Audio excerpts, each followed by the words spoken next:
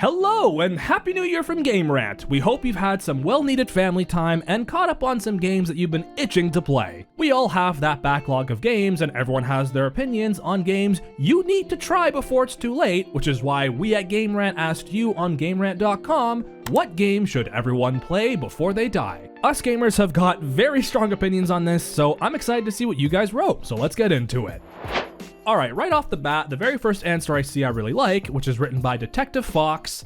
My personal opinions are Minecraft, it's pretty great, and The Legend of Zelda, Tears of the Kingdom. They're both open world games with so much to do and they are very entertaining. Both have extremely high play times for the average player, and they are both available on the Switch, which is what I play on. Minecraft is available on a whole lot of things though, not just the Nintendo Switch. Yeah, I mean, when you hear the concept of Minecraft on paper where you can build literally anything you want, it sounds a little insane, but then you see the game and you're like, oh, no, they're telling the truth. You can express your creativity to the max in this game and it's incredible. It's no surprise why Minecraft is still relevant after almost 15 years later because the creativity just never ends. It also gets amazing support so you never run out of things to do, as if you weren't already going to do that to begin with. And Minecraft has branched out into other genres, like with Minecraft Dungeons, creating even more content to never get sick of. Even though I personally never got into Minecraft, I still really respect what this game did for the industry and the endless fun it created for just yourself or with a huge group of friends. Now, one game I can speak on a lot more is, of course, Tears of the Kingdom.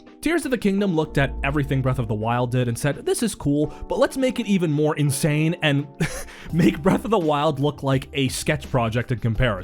Like Detective Fox said, there's so much you can do, and that goes for player freedom. You can play Tears of the Kingdom the more traditional way by following the powers the way Nintendo intended, or you can straight up just build a fighter jet and bomb every enemy in Hyrule. I am not joking. With the 3 different levels in the game too, the sky, the surface, and the depths, they all intertwine very well and have different strategies to navigate them. That said, while I do love this game, I don't think Tears of the Kingdom specifically is a game you should play before you die, though I do believe you should absolutely play at least one Zelda game before you die. Literally anyone, just not the CDI games, and you're fine.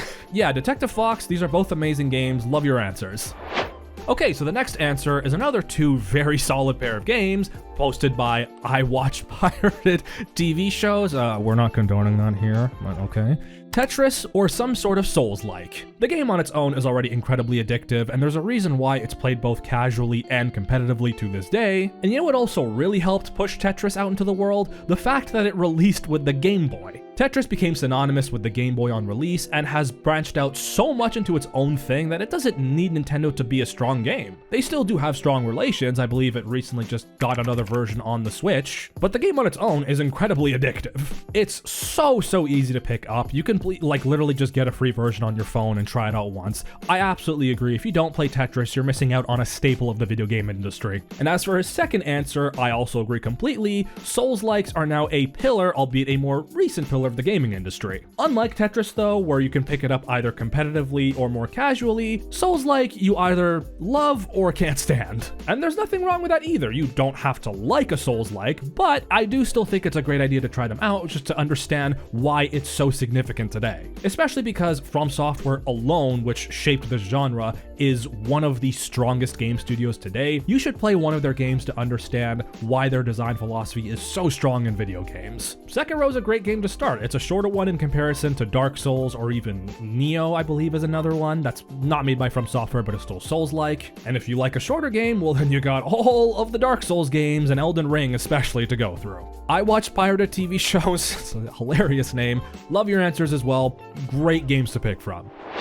Okay, I mean, this next one goes without saying. Posted by someone from Game Rant themselves, Grayson_GR posted, Super Mario Bros.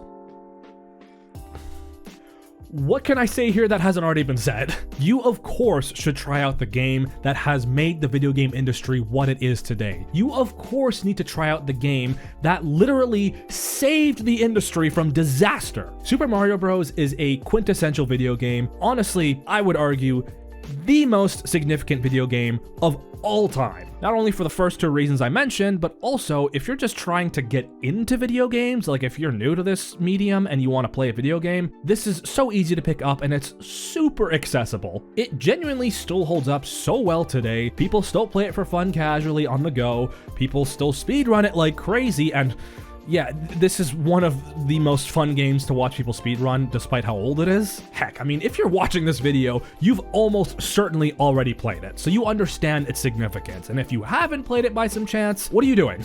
Go play it. You can finish it in like a day. I'm not even joking. Go play it.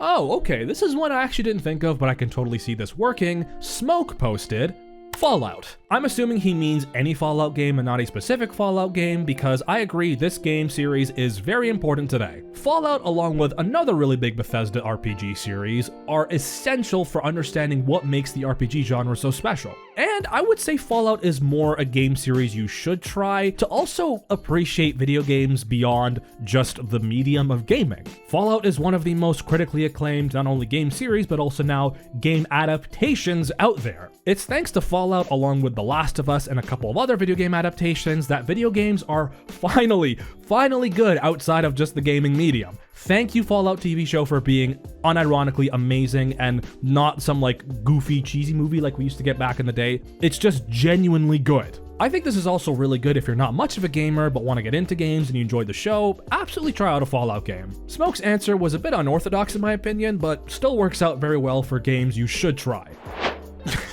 Okay, this is the last one I'm gonna look at, and this is one I back 100%. 50 Shades posted Witcher 3. Yeah, good God, the fact this game exists and is as good as it is a miracle. The Witcher 3 is not my favorite video game of all time, but is definitely my favorite open world because of its amazing literal environmental design, but especially game design and narrative design. There are so many amazing, cute little side stories that are connected through various regions of the world, and there's consequences directly felt from one region and then you go to the next. It makes the world feel so alive. And the DLC, oh my God, Blood and Wine is the best DLC expansion I've ever experienced in a video game, and I do not say that lightly. The Witcher 3 struck the perfect balance between giving players freedom in its game design while also telling a strong narrative that you could change depending on the decisions you make in the game. The writing in this game is also fantastic. Geralt alone comes across as this apathetic nobody, but then you get to know him and he's this genuine, lovely human being. The people he meets in the world, both the amazing friends he has and the douchebags of the world,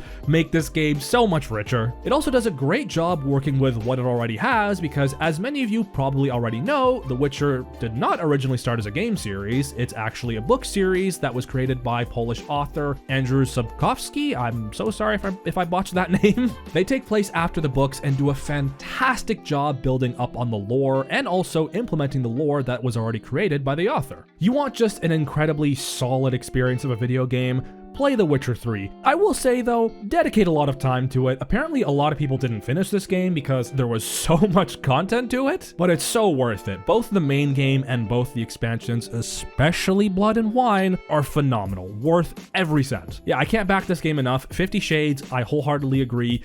Everyone needs to play The Witcher 3. Not even finish it. Just try The Witcher 3 before you die. Alright, and that'll do it for this one. I hope you all enjoyed. If you want to continue the conversation, feel free to leave a comment down below, or if you want to add on to the comments already on GameRant.com, as well as taking part in the many other threads we post on a daily basis that you'll have your chance to voice your opinion on. Thank you so much for watching. I'm Bilal with GameRant, and we'll see you in the next one. Take care, everybody, and Happy New Year!